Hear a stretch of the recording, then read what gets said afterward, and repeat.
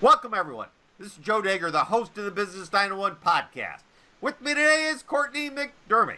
Cortney is a writer, speaker, and a strategist. With executives, entrepreneurial leaders, and think tanks around the world, she leads a delightful mission to challenge closed-mindedness, learned helplessness, and realism as a socially acceptable form of pessimism in all forms. I can't even say that. That's really intriguing. Maybe you can encapsulate that for me starting out, okay? And explain those words to me because it caught my eye, but I don't even know if I'm repeating it right. How are you doing, Cortney? I'm well, thank you, Joe. How are you? I'm fine. Excellent. Well, tell me about that delightful mission. What are you doing?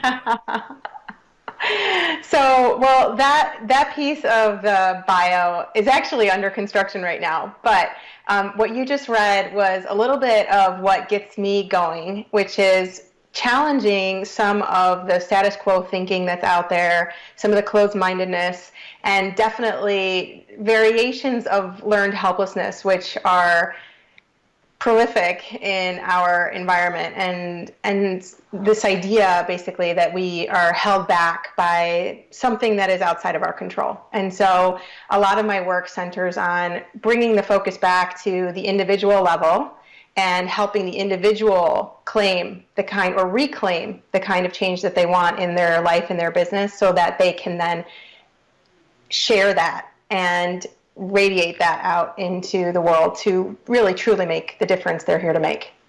Well, tell me a little bit about yourself. I mean, what you seem to have lived an intriguing and journey-filled life, if that's the right words. But how did you get to where you're at today? Well, that is quite a journey for sure, and I typically start this conversation like I did also in my TEDx talk of explaining this moment where I'm sitting on a private jet and I'm sipping the espresso and I've got the newspapers from all over the world stacked beside me and I'm on my way to these meetings in Brussels and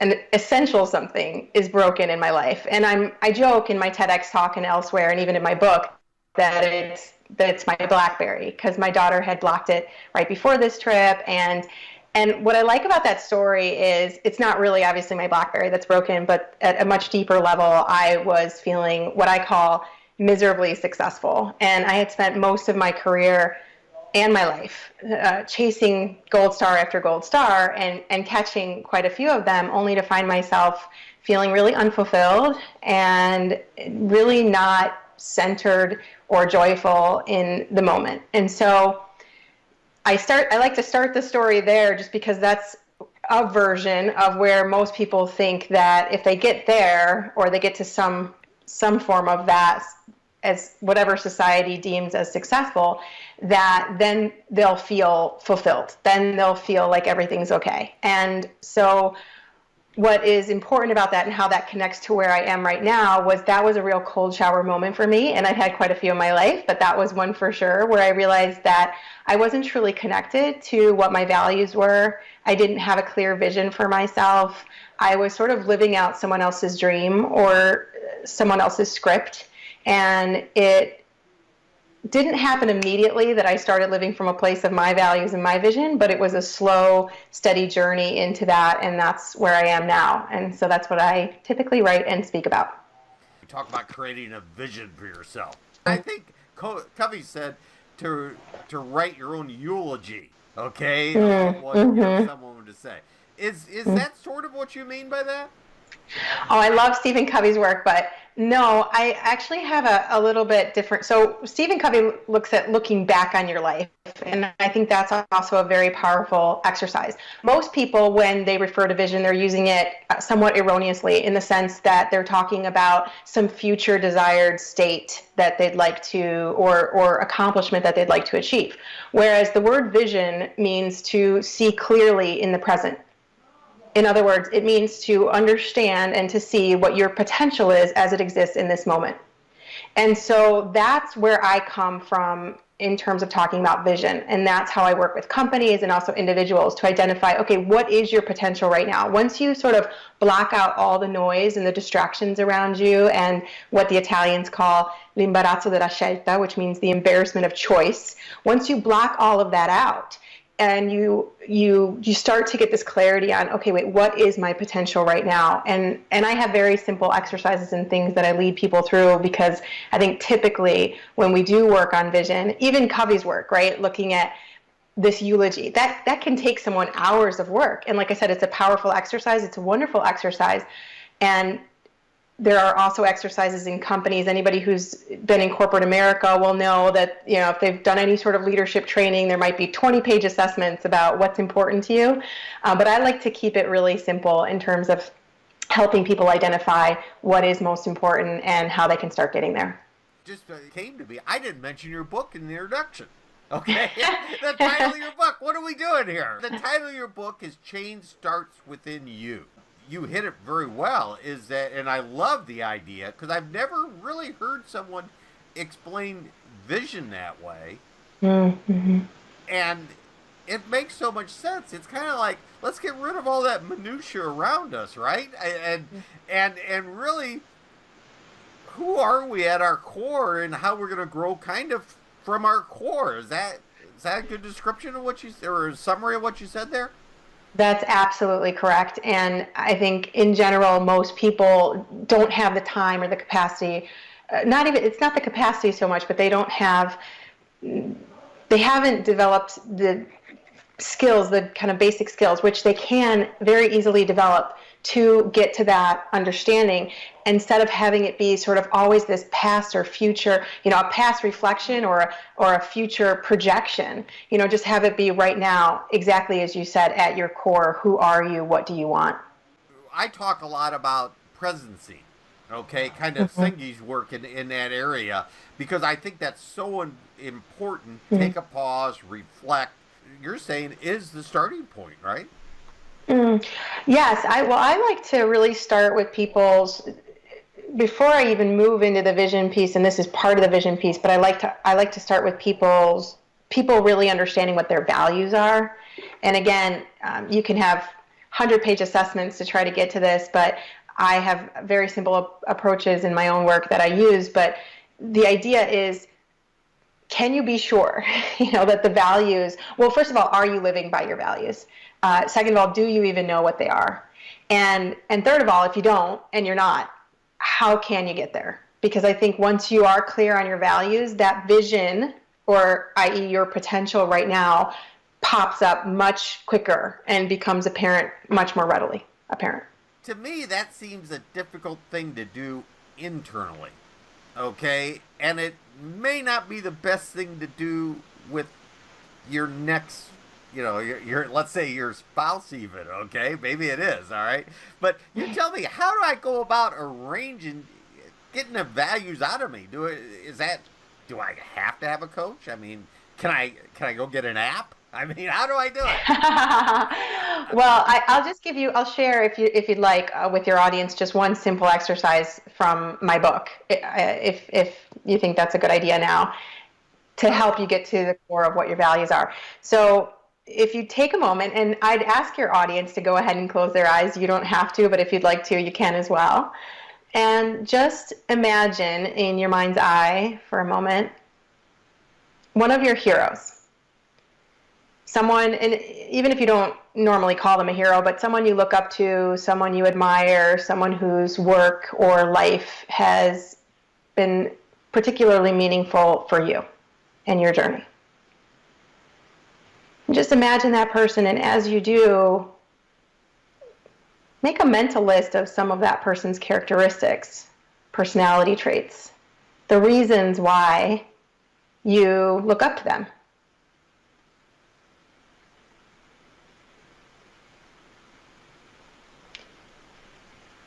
And then if you'd like, you can just go ahead and open your eyes and maybe jot a few of those down. Jot a few of those characteristics down, those personality traits, the things you like. And once you've done that, you can go ahead and put their name at the top of that mini list you've got there. And I would encourage your readers to even pause here if they can to really do this exercise and take as much time as they'd like with it before they move on to the ending, which is to go ahead and cross off that person's name and put your own in its place. The super simple backdoor approach that this exercise takes is you getting to the heart of some of your core values without even knowing it.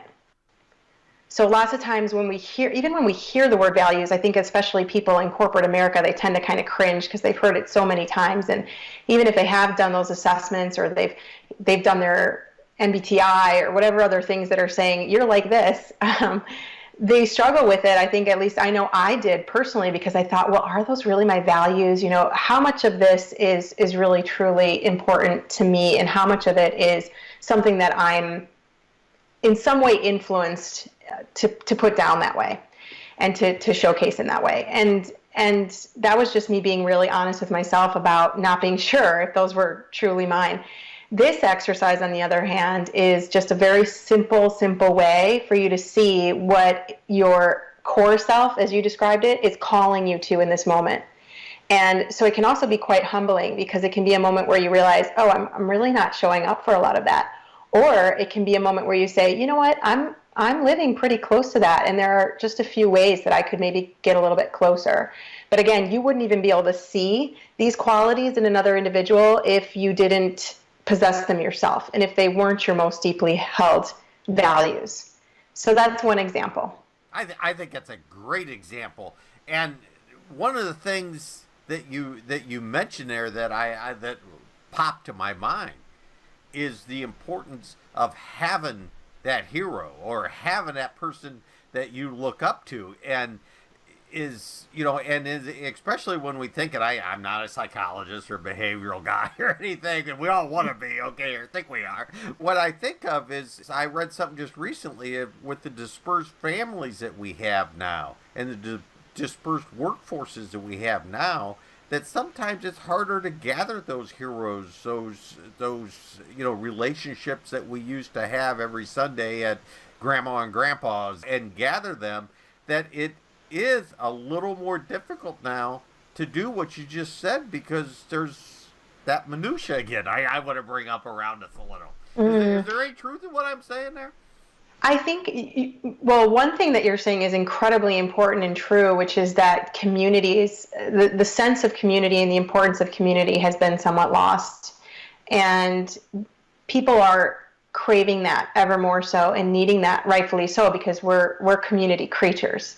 So that piece is really important. And I think one of the ways that people can start out in this exercise to bring themselves closer to a sense of community is even thinking of someone they don't personally know.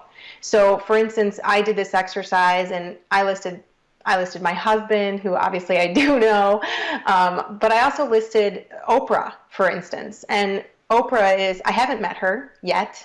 I'm hoping to someday, but I haven't met her, and she is a personal hero of mine. So it's not always that you need to know the person directly, but just even taking a moment to say, wait, there's some people out there that are doing work or leading their lives in ways that deeply resonate with me. And taking that moment again to tap back into, okay, so why does that resonate so deeply? And coming into contact with some of those core values can be a very, very effective starting point for you to begin creating that kind of community around what's important to you. Because if it's important to you, I'm willing to bet that there are plenty of other people who it's really important to as well. Well, I always have companies, okay, when I work in, with companies, and I tell them to get their key accounts, the key accounts that they are important to them, and get their missions and their value statements together and stuff, and see how much you see yourself in them, okay? And that's a very similar type of exercise, I think. Yeah, well, even in my work with companies, I'll oftentimes ask them to picture, instead of picturing an individual, I'll ask them to picture a company that they that they look up to, and do this very same exercise in that way so that they can then see, and it's clear as day when they do it, that these are the things that they most deeply aspire to. And I love it because I love the simplicity of it. It was Da Vinci who said, simplicity is the ultimate sophistication, and I really couldn't agree more. So I'm sort of against 100-plus page reports trying to tell people what is going on with the organization. I'd like people to get to results really quickly, and that's one of the ways that I do it. In your book, Change Starts Within You, one of the problems I've always experienced in change is that the people around me don't typically want me to change. Okay, I mean, they know me as I am, and I think I need to do this. I need to change, but people kind of will hold you back a little bit. How do I surround myself with influencers that I need, put myself in position to change if I want to change? Well, there's a fantastic quote from Warren Buffett, and I might not have this 100% accurate, but he says, don't test the waters with both feet. So, or the depths of the waters. So my advice to people typically is, you don't need to jump in. We have that saying of leap and hope the net will appear. And I certainly have done that a few times in my life. So I know what that's like as well. But I do strongly believe in the power of slow and steady and putting that penny in every day. So I'm a big fan of compound interest, and what Einstein called the eighth wonder of the universe. And this idea that it's steady change, it's steady movement, it's steady steps in the direction of that change that you seek, that will be really powerful. Because what happens lots of times, and the reason why people maybe get a little scared of change, especially change that they see in people that they care about, they love, they like, is they feel like, oh, maybe they're being left behind. And the important thing is to take people with you. So especially talking about cultivating that sense of community. So if you do this slowly introducing little things that make a huge difference, you will see that at the end of a period of time, and not necessarily a long period of time, that the returns will be immense. So I typically talk about compound interest in the sense of, all right, if I give you a penny today, and I've read this example in a couple of different places, but I give you a penny and I say I'm going to double its value for a month in the sense that tomorrow you have 2 pennies, day 3 you have 4 pennies, etc. Or I'll give you $2.5 million right now. And I ask people, which would you choose? And it's kind of funny. I always like to see how people respond to that question, because there are kind of eat the marshmallow now people. There are wait till later people. There are those ones who actually are super clever, and they answer by saying it depends on the month. And then that is true in the sense that if it's February and there are 28 days, you made a bum bet. But if it's not, if it's 29 days, right, you're already past the 2.5. If it's 30, you're past the 5 million mark. If it's 31, you're past 10 million. And the importance of that, and the reason, as I said, that Einstein called it the eighth wonder of the universe, is that is how it works. If you put in just a drop every day, or almost every day, you can see those kinds of very, very significant gains. And so when you're trying to change, it's not about, okay, from today to tomorrow, I'm going to just completely stop, eating or whatever it is, and freaking people out, right? Because you're, but really, okay, how can I start, in this example, how can I start to just eat healthier, and introducing very small things, like maybe if I chewed my food for a little bit longer, or maybe if I read the ingredient labels at the store. And so these are very, very simple things, but if you start to put them into practice and you apply that consistent effort to it, you will, as I said, see significant change in your life, and it will be change that doesn't alienate, but that brings others along, because others will start to ask you, as they see those changes that organically emerge, they'll ask, what are you doing differently? What's in your tea? And they want to know. So that's my suggestion on that. So you're actually saying that by controlling it yourself, that it's not, you can kind of negate those outside influences, for lack of a better word. Well, as I said, you can slow down the process so that you take them with you, so that they're along for that ride, so that when as they progressively start to see this positive transformation in you, it doesn't freak them out as much because it's happened slowly. It's sort of like, do you have children? Yes. Okay, so it's sort of like with your child, right? If you leave for a period of time, you go away for work, and they're really, especially when they're really young, and you come back and you see, holy moly, that kid grew by however many inches, right? Versus you have them under your eyes every day, and you're not noticing that growth, but after a while, you just say, "Oh, babe, you've sprung up a little bit," in the sense that it's just something that you're not as shocked by, and you can easily absorb at that point, and also enjoy. So, and not that you can't enjoy it when you come back, but you're like, oh, what did I miss, for instance? And that's how I think people feel when you make that kind of overnight shift, is what did I miss? Versus sort of watching you as you go through it, and being held in that space with you, and there being room for them within that change and that transformation. Does that make sense? Yes, yes. Now, one of the things that you use in your writing, a word that kept popping up that I noticed, was that word sustainability. Mm-hmm. Okay, and you did such a great job of explaining the vision. Can you explain sustainability in that, and how maybe what you just said ties into it? Absolutely. So I love that you're asking about this, because most people don't pick that out of the book. And it was one of the central reasons I wrote the book. So when I was working in corporate America, I sort of fell into sustainability and corporate responsibility. And that's a long and actually quite interesting story, but maybe for another podcast. But I started working in that field, as well as heading up corporate communications at Vanity Fair Corporation. And what happened was, as I started to learn more and more about sustainability and corporate responsibility, I started to just feel this, just this itch that something was off. Something was kind of missing. We were just missing the mark in some way. And then at a certain point, when I felt in my life in that career was becoming unsustainable, because I was traveling too much. My daughter was very young, and I needed to reassess things in my own life. Part of that corporate jet moment I told you about earlier.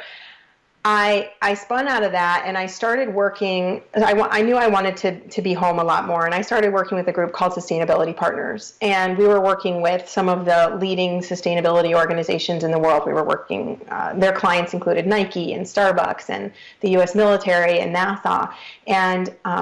And so, again, really high level work in sustainability, corporate responsibility, lean, as you know, and it was all fantastic, and it all made sense.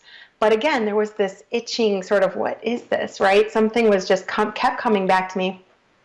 And I finally came to the conclusion that, in my mind, it's almost impossible to solve a problem by focusing on the problem. So if we're looking at greenhouse gas emissions and waste and all of the massive crises that we're facing today, we're looking at these macro level problems, and we're missing the micro solution that exists at the individual level. And so what I decided was that I wanted to redefine sustainability, and I did. I created my own definition as the ability to sustain yourself. And it is my firm belief that when you're living a sustained life, in other words, when you're feeling joyful, confident, on purpose, purpose-driven, that extends out, that radiates out, that is the change. You become the change that you want to see. And then a lot of these, in my mind, a lot of the crises that we do face today will begin to dissipate, because they're coming from a place of dis-ease at the level of the individual. But again, if we look at the macro, it's humongous, and it's a really hard place for us to start. If we look at the micro and we look at the individual and how they can live into their vision and values, I really truly believe that's the way to create the kind of change that we need in the world right now. I think that's a great description. And what you're also saying is that it's controllable, because change starts within you. If change starts within you, do you start recognizing change in others or how the world around you is changed better by mastering yourself. Is that? Yes, you most definitely do. And I think it's funny that you brought up Covey at the beginning of our conversation, because sustainability, the way I define it, was inspired, I think, by Covey's responsibility, which you probably remember from that same book, which is the ability to respond, right? So if we have the ability to respond, in other words, if we can start at that individual level, we most definitely do start to see the change. So even in an example you were talking about from how other people perceive it, or whether that change of those shifts, like how will you sense that you made that shift? For me, it's been people coming up and asking, like I said earlier, what are you doing? What are you doing differently? Why it's sort of this on fire sort of essence that comes across that then allows other people to step into their own power. And so even when I work with individuals or organizations and I see that transformation is, it comes from being reminded, right? And I think as educators, and we both are in our own way, that's our responsibility, is to, educate. In other words, to educe the genius of others, right? Is to show you this is you. This is truly you. Not when you're chasing around and running after quarterly returns, but this is the potential of the organization. This is the kind of change that you can live into. And what I've seen in my own life is that it's a reminder, and it's almost a permission for others to live into what's important for them.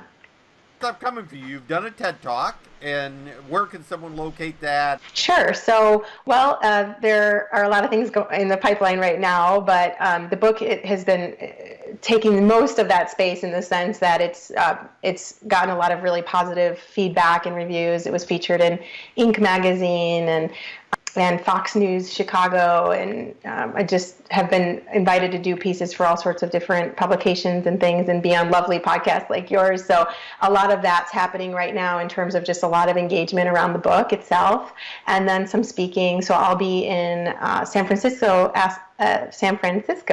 actually toward the end of October and the beginning of November, and I'll be at an event there, and then I'll be, which is already sold out, but then I'll also be doing some one-on-one intensives with people, and I have one spot left for that. So if anyone's interested, that's they can find more information at cortinc.com. So CORTINC.com. And my name is Cortney McDermott, as you said, but it's Cortney without a U. So it's just easier to find me that way at Cort Inc. And yeah, they can also write in to info@cortinc.com if they want more information about anything I do, or just want to have a chat. And yeah, those are the main places where people can find me. Okay, what's the title of your TED Talk? My TED Talk is Redefining Sustainability, and the subtitle is Change Starts Within You. So the same as my book. And yeah. Okay, yeah. Well, I would appreciate it. And repeat the website for me one more time. Yes, so it's cortinc.com, CORTINC.com. Okay. All right. Well, I want to thank you very much, Cortney. I appreciate it. I think you had some great insight. I encourage everybody to take a look at the book. And I'm going to get off this and listen to the TED Talk, because I haven't actually listened to it yet. So you've inspired me Joe. to do that. Thanks so much, Joe. I hope you have a wonderful day, and we'll talk really soon, I hope. This podcast will be available on the Business 901 iTunes Store and the Business 901 website. So I want to thank all the listeners for listening.